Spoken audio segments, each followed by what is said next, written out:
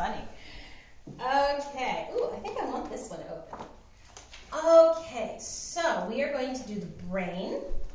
What do we all know about the brain? It helps us think. It does help us think. You move your fingers without even knowing it, and your brain is thinking about it. In a way, yes. Okay, so everyone make sure to title we're going to do portrait. So make sure to title your thing brain, okay? Make sure that you've got the dates. I prefer doing day written out and fact. It's not 2000.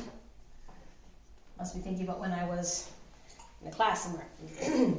Okay, now normally we put our, right and left, but today we're doing a cross section of the head and we're showing the brain inside. So what we're going to do is we're going to put the word anterior or front over here. Okay, so anterior, A-N-T-E-R-I-O-R, also known as front. I'm putting F in back. And posterior. Latin words for front and back. That's right. Over here, because we're doing this sideways view. Post after behind. Exactly. Posterior, it's behind your skull. Okay. So, we're going to use if you want to use your blue pencils or light strokes, we're going to establish a few lines before we start doing details. So, your brain is this really nice arc. So let's make this kind of nice arc. Okay? And then the first thing we're going to do is we're going to make kind of a big bulb here. This will turn into our cerebellum. Okay? And then our cerebrum is going to be up here. We're going to have the spinal column. I know it goes straight down in your documents, but we're just going to have it go off to an angle because that's really what kind of happens. If you look at how the neck works, it's not a straight down shot from your brain. It actually goes at an angle, doesn't it? Mm-hmm. Yeah. You guys see that? That my neck goes at an angle? So yeah, your spinal column goes at a slight angle. Okay, and then inside we're going to make another curve kind of mirroring this one. See that? Mm-hmm. Okay, inside that we're going to put this kind of eye. Remember, we're just kind of making small things. We're going to complete that curve. Everyone see this curve here that we've just completed? Mm-hmm. All right, and then we're going to put a bulb here, which is going to turn into the pons. And then we're going to put another bulb here. And now we've got a good chunk of the brain kind of mapped out. Now, if you wanted to put the skull around this, or at least the face, just trace this arc up and around. The skull comes in, and you can feel that in the back of your head. You can feel how the skull comes in and then goes out. And feel your neck, too, around the base of your neck. Your neck does not go straight down, does it? It goes at an angle to your shoulders. So it comes down. And then up here, your eyes would actually go down here. So we're going to come here, going to make a nose, a chin. Make sense? If you wanted to do that. That one's totally optional. Okay. And you can see again, I like putting the nose and chin there so we can definitely see that this is the front and this is the back. All right, so let's start here in the middle and kind of spin our way out. Doing the lobes of the brain, it's actually pretty easy. So this thing here in the very center of your brain is called the thalamus. Okay? And coming out of the thalamus is this kind of curvy tube. To make the curvy tube, you're going to come down like that. See how it curves kind of like a J? We're going to take this one and do this.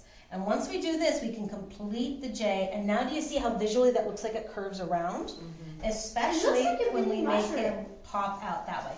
Yeah, it kind of does look like a mushroom, doesn't it? It looks like a mini mushroom. Okay, this will eventually be labeled the thalamus, but we're going to draw most of this before we label, just because there's so many labels, and we don't want to cross any of our label lines, do we? No. Okay, so this, just so you know, is the thalamus. Okay, and this thing is going to come up. And it's going to tuck in under this curve that we made, okay? Okay. And this, I believe, is the hypothalamus. Let me check up here. More or less, yes. Okay. So, and then inside here, there's a little dot. That dot is the interthalamic adhesion, but we don't actually have that as one of our labels. Isn't that not lovely? Okay, and then attached here, out here, we're going to have kind of this little triangle and then a drop off the triangle. That is going to be your pituitary gland. And wait till you hear what that means. I know. Oh, did you look up what it means? Okay, so coming here, we're going to make a curve right here off the end of the thalamus. Do you see that? We're going to take this. This is going to connect down here to the spinal cord. So just start here where that line comes off, curve up and down. And over here, we're going to take this and we're going to curve it down, and then we're going to trace this big bump we made earlier. Okay? Put a couple dotted lines, and then below the bump, we're going to put kind of another drip, and that's going to go down. So far, so good? Yep. All right, everyone's following along? Okay, we're going to draw in the cerebellum. There are two lobes for the cerebellum. Your brain actually has a hemisphere. It cuts right down this part, so you have the cerebellum on either side. So they're drawing in both. So you can see the closed cerebellum back here. That's what that is on your diagram. And then they've kind of sliced open the cerebellum. To me, it looks like cauliflower, doesn't it? Hi. Okay, so we're going to attach the cerebellum right here. See that? How we're going to make kind of that trumpet shape or mushroom. What kind of mushroom does that look like? Shiitake? Yeah. Okay, so it looks like a shiitake mushroom. And once we get up here, you can make all these branches, because what you have is a whole bunch of very specialized nerve cells. I'll show you when we get to nerve week, which will be next week, what those cells look like, okay? And it kind of looks like, to me, cauliflower. So just kind of do that. See that? So you've got one that's whole in the back and one that's been cut open. This will be the cerebellum. Now again, we're not labeling anything yet. So far, so good? Yep.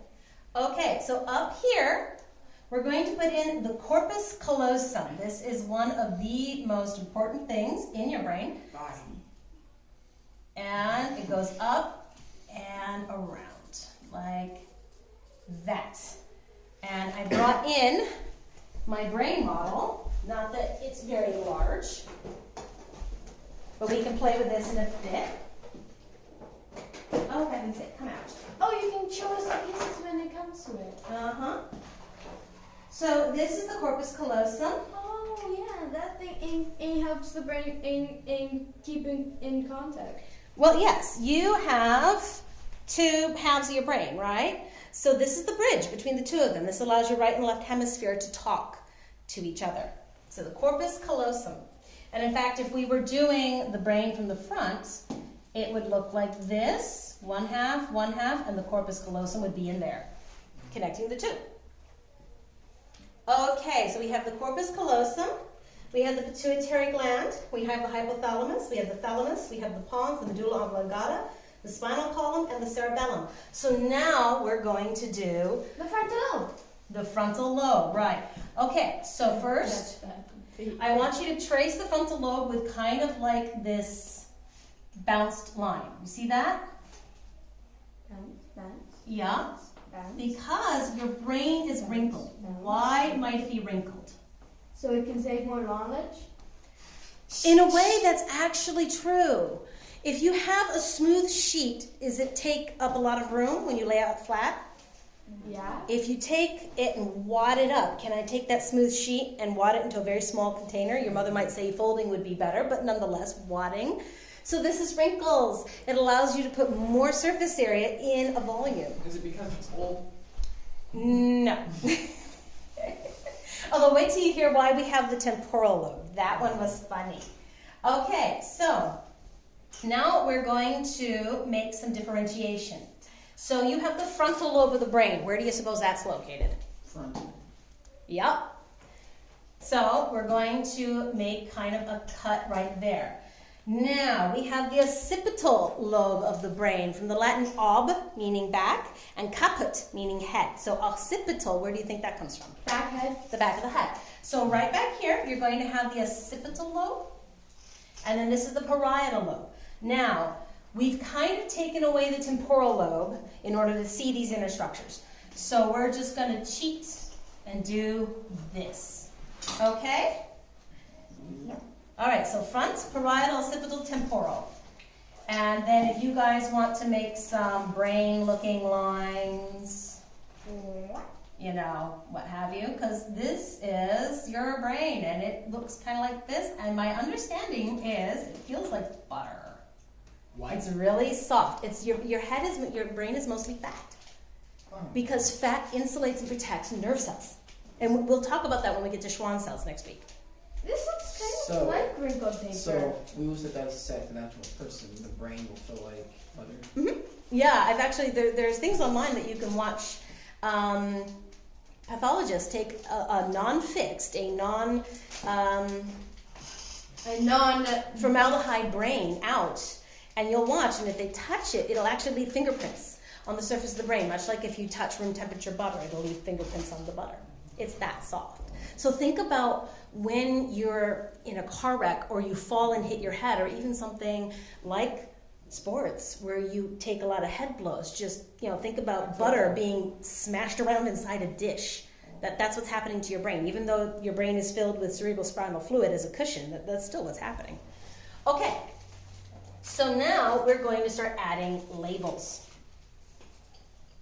So we're going to use an encompassing label. This label means everything inside this box, and it's kind of cheating because, you know, we're kind of meaning this, but this is the cerebrum. Latin or not Latin? Latin. Definitely Latin. It is Latin for the brain, also for understanding. Okay, and we're going to do another encompassing label. This is the cerebellum. Latin or not Latin? Latin. And despite the word, I thought this meant like brain of war because it's got bellum in here, but no, it means little brain. So we have big brain, little brain. Okay, so our lobes. This one is going to be the what lobe? Remember? Frontal lobe. Frontal, and as you guessed, it means front. Okay, parietal lobe. Does anyone know what this is? This Latin or not Latin? Latin. This is Latin. It comes from parietalis, which means walls. So, and again, you've got two lobes of your brain. Some paper. Yeah, you can have paper. It's right there. Here, I'll get it. So on this model of a hemisphere of a brain, you've got the frontal up here, and then the parietal will be this section in the middle on either side. So the front of the brain to the walls of the brain here. Oh, honey. Okay, and then we have this back portion. This is the occipital, which we also already said means back of the head. Time lobe. And then we have the temporal, the time lobe. Is that where your temple is? Yes, actually. So your temple, which you can feel when you clench your jaw, is the it's the point at which your frontal bone, your sphenoid bone, your temporal bone, and your parietal bones all meet. It's also where your masseter, I believe, anchors, and there's a temporal muscle right under here too. And the reason why it's called the temporal lobe is because in ancient Rome, the temple was where you saw gray hair first. This is where you saw the passage of time on a person to begin with, the time point. So this is the time bone, so the temporal lobe, because you'll grow gray hair. It says here, in English, the muscle's name, the temporalis muscle, comes from the Latin meaning time because it covers the point at which hair first turned gray during the aging process. Isn't that fun? Okay, so we have frontal, 2, parietal, 2, occipital, 2, temporal, 2. All right, so in here, and this is where if you want to get out your colored pencils and start, coloring things, because I had to in order to track some of this stuff. So this bridge, okay, this is, remember? This is the corpus callosum. Body. Most important. You're right. Oops, I crossed my lines. I should not do that. If my Just put it zoology down. professor sees this, she's going to remind me of that.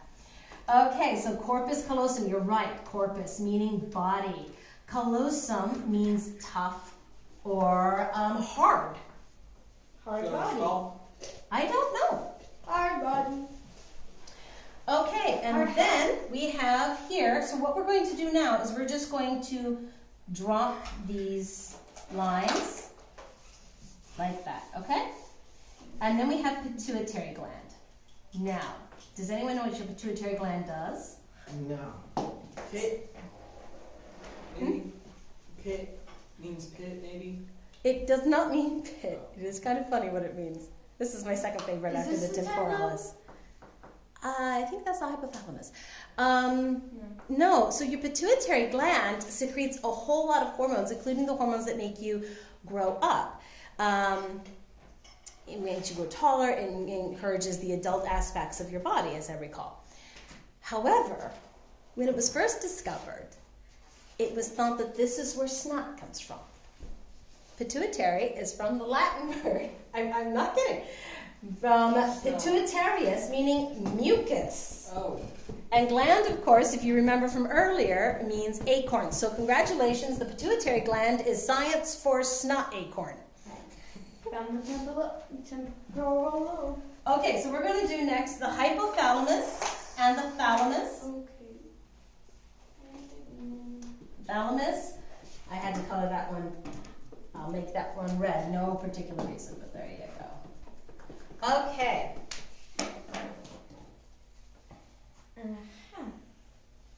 Okay, so we have the hypothalamus. Now, hypo means below. So hypothalamus means Below. below the thalamus. And then we have the thalamus. Okay, so thalamus, from the modern Latin thalamus, meaning the inner chamber or the sleeping room. Isn't that weird? Mm-hmm. However, in the brain, this is where a lot of the nerves for your senses was thought to originate.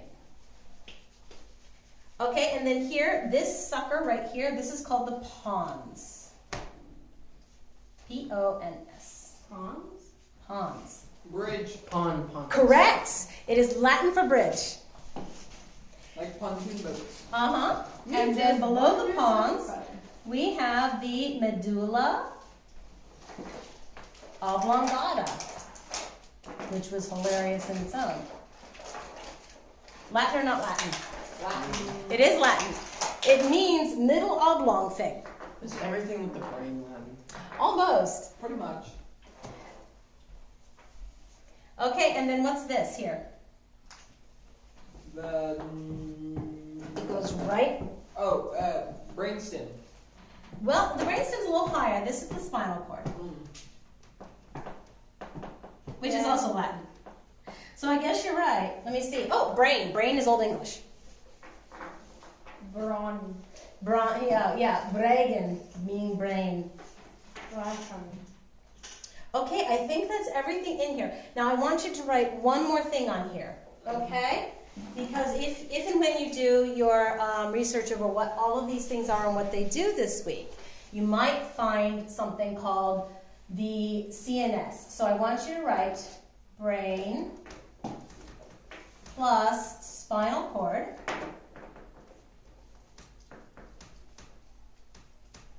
equals central nervous System.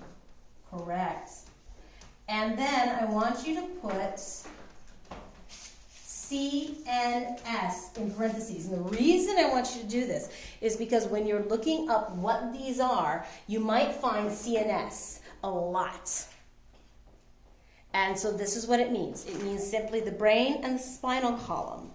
The stuff that emerges out of the nerves that emerge out of the spinal column is called your peripheral nervous system. But your central nervous system is your brain plus your spinal cord. Okay, what questions do we have about how we draw the brain? Everyone okay? All right, you're going to have this all week. The outside of the brain.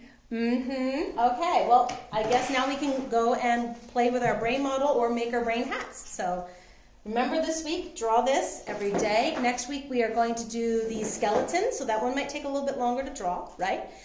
But I think next week is also the nerves, and those will be easy to draw. And I'm still working on what I can do to do a nerve model. So far, so good? All right, then let's work on our brain hats.